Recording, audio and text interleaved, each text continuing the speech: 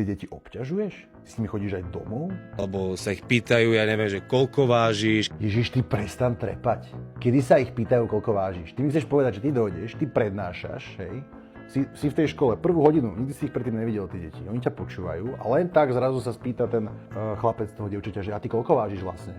Toho dievčaťa, ktoré pozná roky.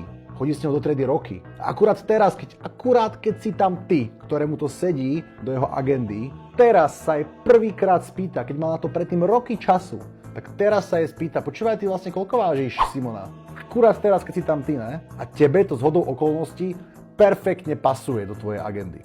Alebo nebodaj s nimi tráviš aj prestávky, Šnídl? Ty tie deti obťažuješ? Ty s nimi chodíš aj domov? Ty s nimi chodíš po škole niekam? Odkiaľ vieš, čo oni spolu riešia v súkromí, Šnídl? Pokiaľ tomu správne chápem, tak ty tam dojdeš robiť prednášku a ideš preč. A možno počas tej prednášky s nimi interaguješ, ale kedy máš ty priestor, Šnídl, počúvať ich súkromné rozhovory? Netráviš s nimi, Šnídl, náhodou nejako veľa času? Není náhodou potrebné, aby si kriminálka prešla tvoj telefón, Šnídl?